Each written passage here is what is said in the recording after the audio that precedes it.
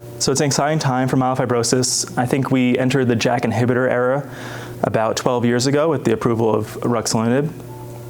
Since then, we've had 3 new JAK inhibitors, so a total of 4. But I would say we're kind of entering into a new era, which is JAK inhibitor plus something else. So just last year at ASH, we had 2 phase 3 studies discussed, one with pelabresib and one with navitoclax. Both showed an improvement in the spleen reduction rate of about 60 to 70%, and that was about a 2-fold improvement in ruxolitinib by itself.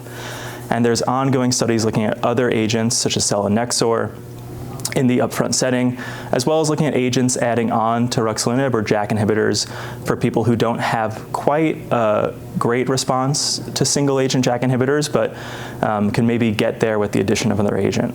And those include drugs like navtemadlin, which is an MDM2 inhibitor.